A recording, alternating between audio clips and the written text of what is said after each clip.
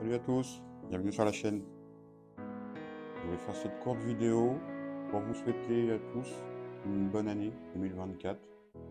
Faire un petit peu le point sur l'année 2023, à savoir ce que vous avez pensé ou est-ce que vous pensez de la chaîne.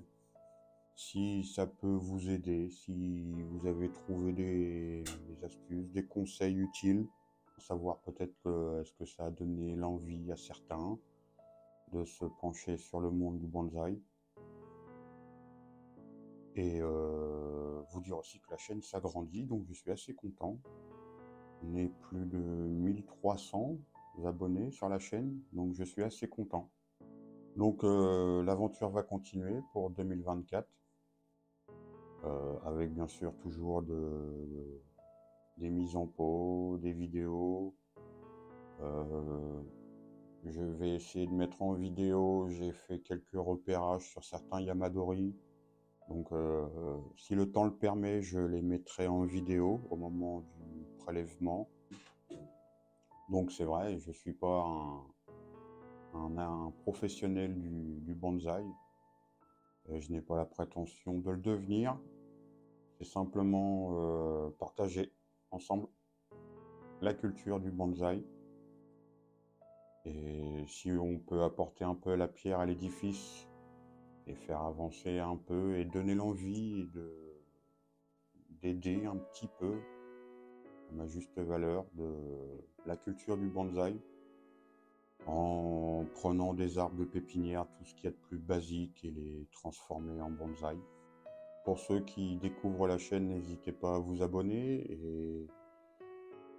et si vous avez envie de vous lancer dans la culture du bonsaï, qui est un passe-temps vraiment sympa, ça détend pour certains. Moi, pour ma part, ça me détend. Ça me permet de penser à autre chose, de faire autre chose. Quand on a la tête dans ses arbres, on fait autre chose, on est ailleurs. Donc si ça permet de transmettre ça à ma juste valeur, encore une fois, je reste qu'un amateur, donc il y a plein de défauts, je le sais. Donc on essaye de les corriger au fur et à mesure de la culture, c'est comme ça qu'on apprend. Alors je l'ai déjà dit dans une précédente vidéo, chaque bonsaïka a sa vision de son arbre, donc je ne me permettrai pas de juger les arbres de telle ou telle personne. Chaque personne a sa vision, a un plan de construction pour son arbre, et l'arbre évolue. Donc des fois on a un plan et il se trouve changé en cours des années. J'ai découvert un livre là sur la physiologie des arbres dans le bonsaï. Je le recommande, je l'ai mis sur les réseaux. Où à l'intérieur il y a une phrase de John Naka, c'est John Yoshio Naka, un maître bonsaï qui est dans les années 50-60. Et cette phrase, elle me parle beaucoup parce que c'est la culture de mes arbres, c'est la façon dont je vois le monde du bonsaï. J'essaierai de la mettre dans le commentaire. Mais elle est sur la dernière vidéo, je l'ai mis sur l'introduction sur le cèdre d'Eodora. Cette phrase me parle beaucoup parce que c'est ma vision de comment je vois le bonsaï. Alors ça respecte pas les canons, mais bon, c'est un arbre. Je m'inspire beaucoup de la nature. Un arbre reste un arbre. Donc mes arbres sont pas destinés à faire des expositions pour le moment. J'en ai pas l'occasion, j'en ai pas le temps comme je le dis souvent. Et puis voilà, donc peut-être qu'un jour, un de mes arbres, un de mes sujets me fera changer d'avis, et peut-être que j'aurai l'occasion, l'opportunité de faire ça, une exposition. Mais c'est pas le but recherché de la chaîne. La chaîne est vraiment destinée à partager entre amateurs notre passion. C'est une chaîne qui est gratuite, donc elle ne deviendra jamais payante. Je ferai jamais de cours payants, ça ne sert à rien du tout. C'est juste transmettre une passion entre vous et moi. Si je peux aider un petit peu. Donc vous aurez des conseils plus poussés sur certaines choses, sur d'autres chaînes, ce qui est normal, il faut la diversité, il faut tout ça. Mais la chaîne n'est pas destinée à devenir payante, jamais, jamais ça, j'en ai pas besoin et c'est pas le but recherché. C'est simplement le partage. euh, je vous partage la passion et si ça peut donner l'envie à certains de se lancer là-dedans, faites-le. Abonnez-vous à toutes les chaînes que vous pouvez. Allez chercher les infos. Prenez ce qui est à prendre. Laissez ce qui est à laisser. Et vous avancerez comme ça dans le bonsaï. Et un peu de lecture pour celui qui veut commencer le bonsaï sans avoir à aller à s'inscrire dans un club. euh, Abonnez-vous sur plein de chaînes. Je prends l'exemple, moi je suis abonné sur la chaîne de Bruno sur Vital Bonsaï. Ses conseils, ils sont simples, ils sont à la portée de tous. Et j'ai d'autres chaînes, je suis abonné sur des chaînes japonaises pour aller directement voir à la source leur façon de faire. Ils ont complètement une autre vision. Nous, on fait du bonsaï à l'échelle européenne, mais eux, ils ont une autre façon d'aborder les choses, donc s'inspirer de différentes chaînes, et on arrive à faire des choses bien. Donc, ceux qui hésitent encore, lancez-vous, ça ne coûte rien, ça prend un peu de temps le bonsaï, ça permet de s'évader un peu. Et je sais que beaucoup, voilà, ça nous permet, c'est une passion comme une autre. On s'évade, on fait autre chose. Quand on travaille sur nos arbres, on fait autre chose. Et je rappelle, voilà, la chaîne est gratuite. Alors je pourrais la monétiser, je suis arrivé au stade où je pourrais monétiser la chaîne, mais ça m'intéresse pas. Voilà, le but c'est de partager gratuitement, faire du bonsaï simplement, le plus simple possible, et on arrive à faire des choses sympas, vraiment très sympas, avec le temps, quelques années de culture, en faisant attention, des bases basiques, et on arrive à avoir de très beaux sujets. Et après, voilà. Donc, je vous le conseille, lancez-vous dans la culture de ça.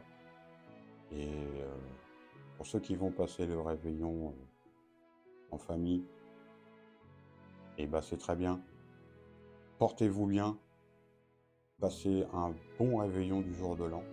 Et je vous souhaite encore une très bonne année. Et on continuera à mettre des arbres en pot avec plein de défauts, plein d'erreurs. Mais on s'en fout. Le but, c'est de, voilà, de corriger toutes ces erreurs et d'avoir quelque chose, des petits sujets comme là, des petits trucs sympas à faire pour quelques dizaines d'euros. Les petites astuces que je pourrais vous dire quand vous cherchez des poteries pour mettre des pots. Vous voyez, toutes ces poteries-là, ça vient sur les réseaux, sur Marketplace. Vous trouvez des gens qui vendent des poteries, qui ont des bonsaïs en cadeau et qui n'ont ça les intéresse pas. Donc beaucoup de fois, on trouve des poteries sur Marketplace pour quelques euros. Et voilà. Sur ce, je vous dis à bientôt. Portez-vous bien. Et si ça vous en dit, abonnez-vous sur la chaîne. C'est gratos. Et ça le restera. Et si je peux aider certaines personnes à se lancer là-dedans, qui hésitent encore, n'hésite pas, fais du bonsaï, fais-en, tu feras plein d'erreurs, comme tout le monde, même les grands maîtres ont commencé tout en bas, et ça n'empêche pas d'avoir de très beaux sujets, vraiment très rapidement, à condition d'avoir quelques petites bases et de choisir les bons sujets dès le départ, des arbres qui ont du potentiel, avec des courbes, Moi, je vais souvent chercher mes arbres dans le coin des bonnes affaires. Souvent dans les pépinières, dans les jardineries, vous avez toujours les endroits où les arbres, ils sont ceux qui n'ont pas été vendus dans l'année parce que voilà, ils ont perdu toutes leurs feuilles, ils présentent des défauts, il y a eu des branches de cassées, ils ne correspondent pas aux gens pour en faire une haie ou quoi que ce soit. Il faut aller chercher là-dedans. Vous avez des arbres déjà qui ont déjà matière à travailler. Je l'ai vu sur le dernier cèdre d'Eodora. Il traînait dans un au fin fond de la jardinerie, avec d'autres pins. Euh, Quand je l'ai vu, c'est sûr, il est grand, mais quand je l'ai vu, j'ai vu le potentiel. Et pour quelques dizaines d'euros, je vais gagner du temps sur sa culture, et il a déjà un très gros potentiel. Un peu de travail sur quelques années, mais je sais que je vais gagner plusieurs années de culture pour avoir un résultat vraiment bien. Enfin, qui me correspond. Après, il ne correspondra pas à un autre bonsaïka, mais ça, je m'en fous. Comme je le dis, si vous faites du bonsaï, l'arbre, il faut qu'il vous corresponde à vous. Celui qui va vous donner, on a le droit de donner son avis. C'est un avis. Chaque personne, chaque bonsaïka va dire oui, moi, j'aurais pas gardé cette branche, j'aurais fait plutôt comme ci, comme ça. C'est votre arbre. C'est vous qui décidez. Vous avez votre plan, vous voyez votre arbre comme ça, faites-le comme ça. Le temps que ça ressemble à un arbre et qu'il ait quand même certains critères du monde du bonsaï, mais en regardant avec les réseaux, tout ce qu'il y a sur internet, en vidéo, tout ça, simplement par le visuel, vous pouvez déjà l'imaginer en bonsaï. Un peu de projection. Et puis l'avis des gens reste l'avis des gens. Le reste, c'est votre arbre. C'est comme ça que je fonctionne. Ce n'est pas forcément la meilleure, mais c'est ma vision du bonsaï, le bonsaï, simplement. Et mes arbres commencent à ressembler à des bonsaïs. Voilà, et ça fait toujours plaisir. Bon, bah, quand on part de quelque chose de brut, et puis qu'on a réussi à le transformer en un arbre qui ressemble à un bonsaï, et que les gens vous disent, quand vous avez de la visite de la famille, quoi que ce soit, et on vous dit, ah, il est beau ton bonsaï, toi, ça fait plaisir, alors que c'est parti d'un buisson. Voilà. Je vous souhaite encore une fois une bonne année.